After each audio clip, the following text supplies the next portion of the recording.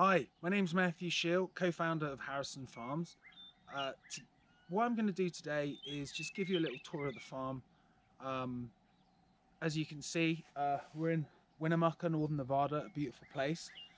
And this is a farm that has been in operation for 6 years. It was previously an alfalfa farm. It's 250 acres, of which 240 is cultivatable land with water rights. And those 240 acres consist of 2 pivots, and a pivot is like that big circle you see when you're in a plane and you look down, you see a big green circle on the floor. That's one pivot. That's 120 acres. And yeah, just an informal little tour. Forgive my camera work. I wouldn't say that I'm an expert or anything like that, but I hope you get to know a little bit more about Harrison Farms. And this video is made for friends, family, potential clients, people we currently do business with, and maybe, if we need it, prospective investors. So I hope you enjoy the tour, and here we go. Okay, here's the, I guess you call it the farmhouse. It's really a luxurious double wide, and you can see here, it's 3 bedroom. This is where we sleep when we're working on the farm. I'm not going to show you inside, but it's kind of comfy.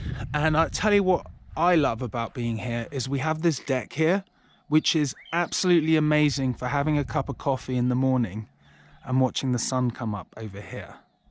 So we're in Winnemucca, Northern Nevada. This is called Grass Valley.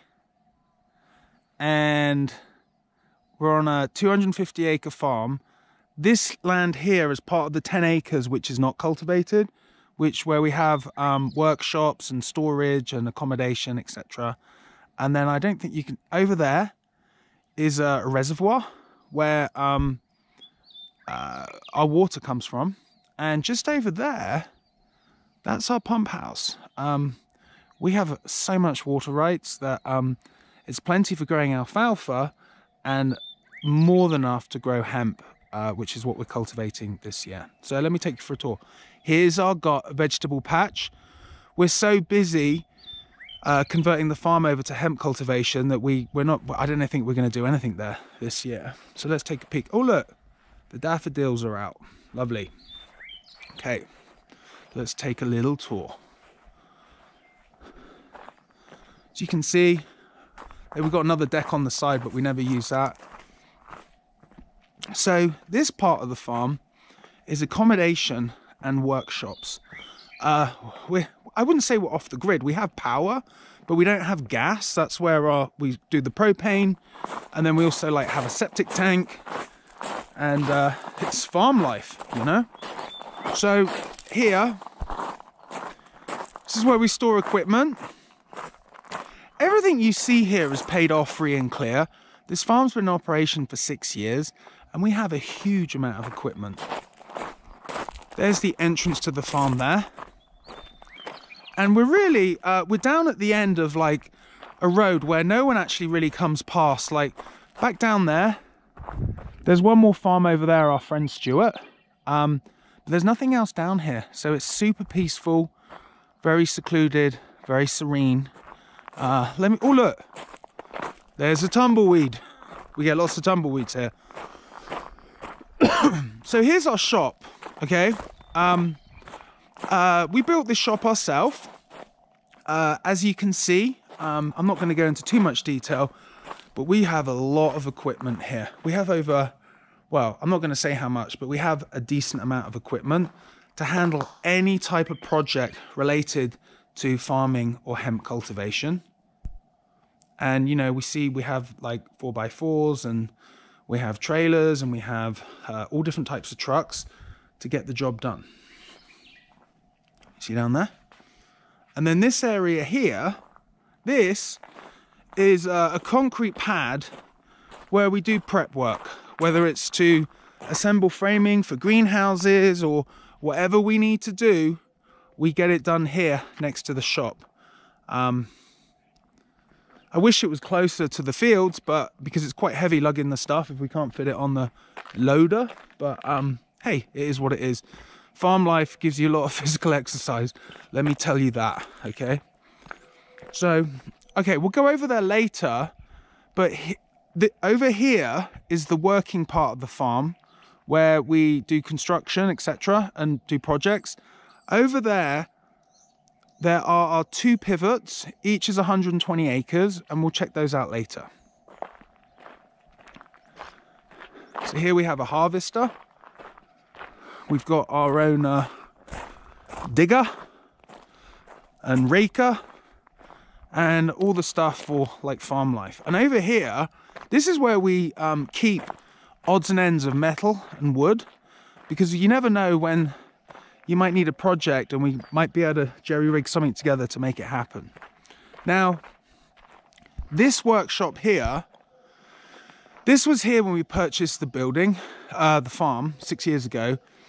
It's older than dirt, this structure, and probably within the next 12 months, we're going to tear it down and build another structure similar to that one, because we considered like upgrading it, but it's just really not worth it because it's just the bones are too old, and we might as well just build new. So this is where we also keep tractors, forklift truck, we got a baler, and also at the moment, we got like some pigeons living here as well. So also we use this as a staging area for the construction of new infrastructure required for our hemp cultivation. This year we're going to cultivate 120 acres of hemp. So here, you see here we have ventilators for our new greenhouses, and these things here are part of the swamp cooler system to filtrate the air. These ventilators are pretty hardcore. We've got 110 by 30 foot greenhouses, which I'll show you later. Well, they're not built yet, we're building them now. But these ventilators have the ability to switch out all the air in a 30 by 110 foot greenhouse in 30 seconds. Not 30 seconds, sorry, 3 seconds. Now, I haven't seen that happen yet because it seems like a bit much, because when we build these greenhouses, if all that air shifts so quickly, I'm guessing there's going to be like a 20-mile-an-hour wind in the greenhouse, and that does not make sense to me at all. Okay. So we have water storage here, but obviously we don't need water storage because we've just got so much blooming water. I mean, you can see here now, it's April and there's snow on the mountains, and all that snow melt creates tons of water. So we have a few trucks. This is one flatbed truck that we have. You can see here that we use these trucks this is piping. These are called purlins, which reinforce the greenhouses. So we've got one truck here and we've got a double flatbed over here. We always have someone living on the farm. So in this structure here, we have my business partner Zeb, his father-in-law lives there. We've got some chickens, and he lives here, as does Zeb, throughout the year. And I want to show you this. This is pretty cool. We've grown a lot of alfalfa, like hundreds of thousands of pounds of alfalfa each year previously, and we're switching over to growing hundreds of thousands of pounds of hemp. This here are scales, so we can measure trucks before they come in, and then measure them when they go out to an accuracy of within 100 pounds of weight. The accuracy is on 100,000 pounds. It's accurate to within 100 pounds, which is pretty good going in my book. So check this out. This is really cool. This is an old school scale. It's not electronic. Can you see that? Can you see that? Isn't that cool? Old school physics and leverage to measure how heavy the truck is before and after, so we can weigh the crop. It's kind of like an antique.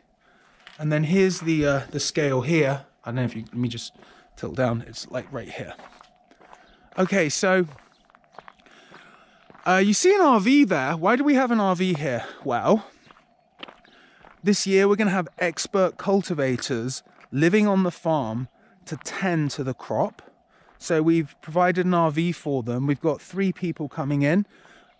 Combined experience for hemp cultivation. We have over 25 years experience of outdoor hemp cultivation. Season 1 for this first project of 120 acres. And we're actually going to get 2 more RVs for other staff and workers. So we'll have a permanent presence on the farm to make sure that the operations are going smoothly and the crop has the highest yield and the highest quality. And also we're doing organically raised hemp this year. So this area here, you see it's all dirt because we cleaned it out. And here we're going to put 10 greenhouses. The greenhouses are to nurture the seeds. It's called popping the seed to make starts, which are saplings. And the idea behind doing that, rather than planting the seeds right into the ground, is that it makes them more resilient when we plant them and gives them a better start because they've already been nurtured in the greenhouse. These greenhouses, I said, are 30 feet by 110 feet. They're made from reinforced steel. All the products that we're using for this farm are sourced from American companies. So this is American manufactured steel.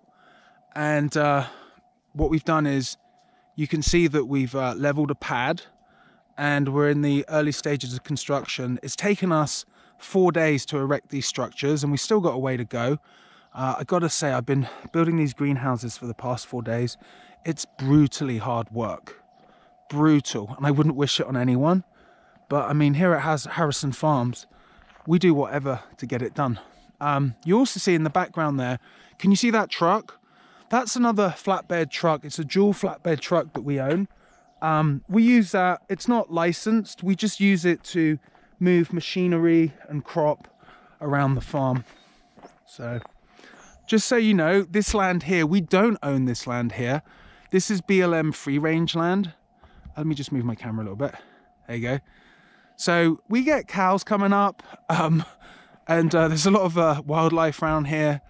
Beavers, cows, coyotes, horses, antelope, deer. I mean, it's really amazing, you know, it's really like, I really consider this God's country. Okay, so here, this is the front side of one of the greenhouses yet to be constructed. You can tell it's the front side because you see all these posts in the ground. That's where we're going to have like doors and framing and stuff. And also the ventilators are going to go here. And then on the back side, we're going to have a wall of like corrugated filter that's the swamp cooler to cool down the air. The cover of this greenhouse is going to be clear, and we're going to have, it's all going to be lined and it's all to code, and it's all going to be like state of the art when we're finished with it. As I said, constructing the greenhouses was quite a piece of work. You can see we're like doing construction right now. This pole here, those were the poles that was on the back of that flatbed truck earlier. That's called a purlin. And so the purlin, this one's got the purlins up already. So the purlins are like cross members. Can you see the purlins up there? They reinforce these frames to stop them from moving around and making them stronger. And then here, we've just been constructing this with just a 3-man crew, but thank God we have reinforcements coming on Wednesday and we're going to get it done, you know. So, Farmer Zeb. That's Farmer Zeb, co-founder of the farm. We'll be talking to him later, but he's too busy right now getting it done. So, okay, here, we've ordered additional greenhouses. And I don't know if you can see, can you see we've leveled this off? We leveled this off ourselves. We're doing pretty much, we have the ability to do everything ourselves. After season 2, I mean, it's brutally hard work, but after season 2, we're going to have like probably a staff of probably about 10 or 15 people to assist with tasks as and when they're needed. But here you see, this is where our greenhouses are going. And so the function of the greenhouses is to enable us to do starts. Over the winter, we can grow our own seed. A greenhouse can produce 2 million seeds in a winter season. And so the greenhouses, obviously in the winter when it's cold, they're all going to be heated, climate controlled, with LED lights if needed. And The other function of the greenhouses is we're going to allocate some greenhouses, 1 or 2 greenhouses, to genetics. We've got amazing genetics already. Our genetics have been proven and tested over the past 3 years to be effective in this soil and climate and geographical location, and that's what we're starting with. But we have a geneticist. Let me do that so you can see my okay, there. So we have a geneticist, and he's going to be on site, and we're going to doing genetics is about a 3-year process, and we're going to experiment with different hemp strain variants from all over the world to make to improve our yield, improve our crop, improve the CBD content of our crop, and really just continuously evolve and improve all our processes and our strains and flower to get the very best product possible that's organically raised. So let's go for a walk over here. So you can see that's the part of the farm, the greenhouse that we're constructing now. And then over here is where the pivots are. So we're going to go take a walk over the field, and you can have a look at where we're going to be growing the CBD hemp.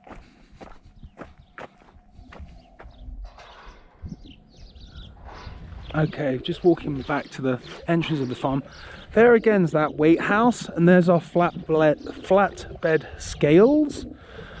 And this is where the father-in-law lives.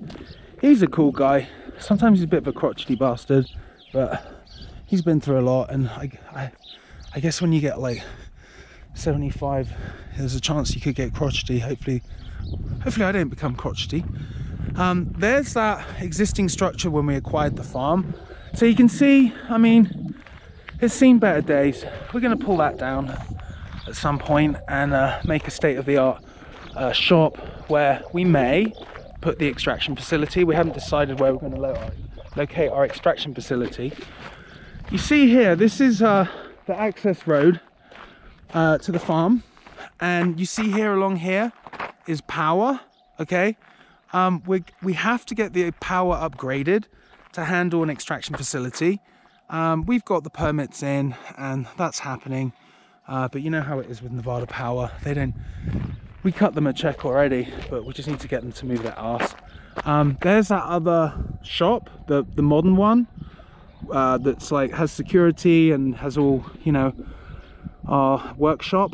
And then again over there, that's a farmhouse where Zeb and I live when we're at the farm, which is most of the time. And so here we're going to go into the field. So we're going to go into the pivot now. Let me know what you think. So this part of the farm is not part of our property. That's part of our neighbour's property. We know all the neighbours here. In farm life, you all have to help each other.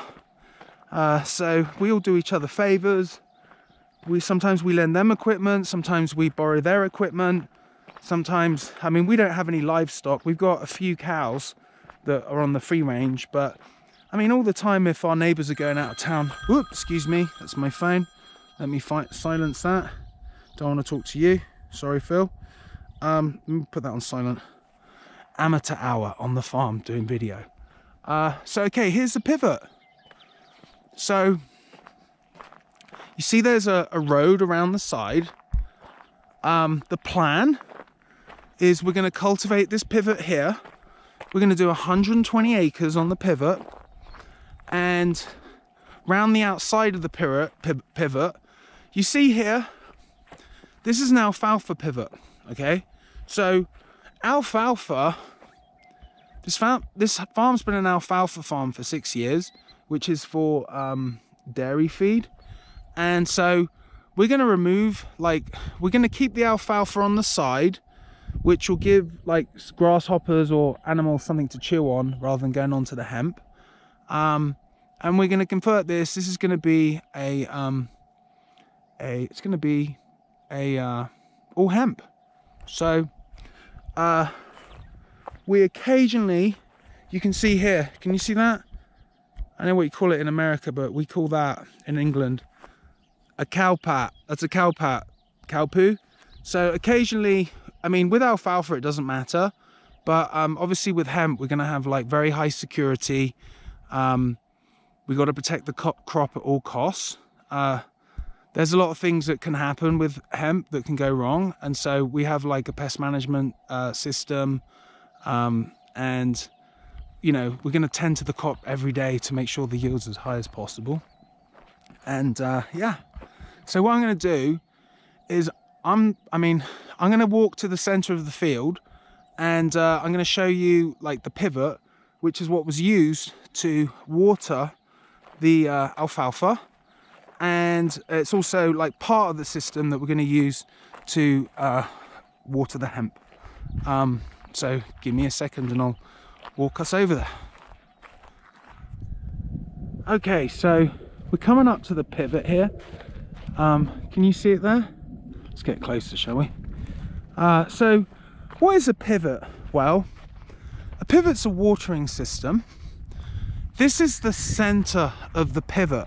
So when you're flying in an airplane and you look down on farmland and you see these big green circles of crop in the middle of nowhere, well, that's what this pivot is one of those green circles.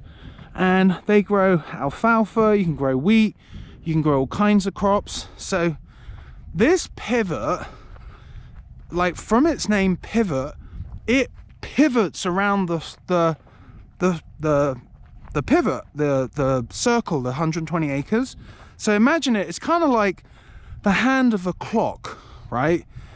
And the clock hand is full of water, and it waters the ground, and it's all like remotely and robotically controlled, so that in each of these legs there is a motor, and then here is like the brain, and then it transmits to a sensor, so it can be controlled from a cell phone. But it's really, for the most part, it's self-running. And what happens is these wheels don't move all at the same time, but like, you know, one wheel might creep forward a couple feet, then, or two might, or one might. And the idea is that the whole thing moves like a clock hand and evenly distributes water to water the crops. So with hemp cultivation, we're going to make some adjustments. Now remember, I'm not the farmer dude. Farmer Zeb is the farmer dude. I'm the other dude. I'm kind of like junior farmer, but more like the business dude. And call me a dude, but I'm actually like, you know, done a lot of business. So we're going to extend these because we can't have water coming down onto the top of the hemp flower because it's going to damage the crop. So I believe it's called a drag line we're going to use, but I mean, that's a question for Zeb. But yeah, here's our pivot, and it's quite a beast. And lots of things can go wrong. You get flat tires, motors can go out. If anything goes wrong, we get a notification that something's not working, and we just take care of it and fix it. And then, I don't know if you can see with this camera, but we have a second pivot over there, which is the same as this pivot. And in season 2, we can do 120 acres here on this 120 acres of hemp flower CBD cultivation here.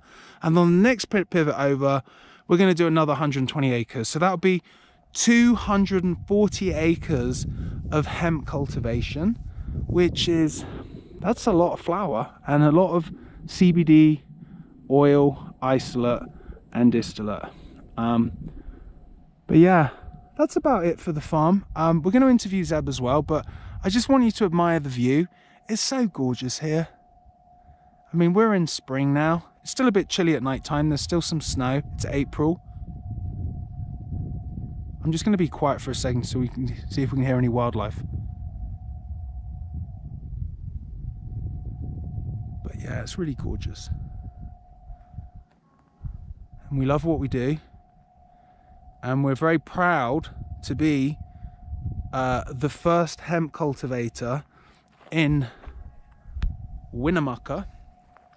We've been planning this for a year, and other people are trying to get into the business, but they're about a year and a half behind us. And one thing with hemp cultivation, its outdoor cultivation is very different from like indoor marijuana. I mean, you have to be a farmer. Lots of people are trying to get into this business. Lots of people are trying to say that now they're experts, etc. But I mean, we're farmers. We've been farming for 6 years. Well, my partner Zev has. And we have all the equipment. We have all the infrastructure. We've been planning this out. We have expert cultivators that are going to live here. And this is what we're doing. We have some neighbors that are getting into the hemp cultivation as well. We're helping them because most of them don't have the infrastructure that we have. They don't have tractors, they don't have loaders, they don't have balers, they don't have forklift trucks, they don't have workshops. I mean, it's a big deal to start hemp cultivation. And I'm from Las Vegas, Nevada. I've lived there since 2003. Done a lot of residential, commercial real estate, had a lot of businesses, always worked in sales. And you know, I've seen a lot of people are trying to like come up here and do hemp, but it's a big push up to get up here. But we've probably, as you can see from our setup and how we're organized and all our equipment and infrastructure, we kind of already done the push-ups now. So fingers crossed, we should have a good year, but the proof will be in the pudding. And I look forward to the pudding being a bumper crop. And I'll do my best to document that as we go. And yeah, and if you have any questions, you know, feel free to like ask a question or reach out. And if you wish to find out more, you can go to harrisonfarms.com. That's harrison-farms.com. And or you can reach out to us directly through this media channel, and look forward to connecting with you. Thank you for watching.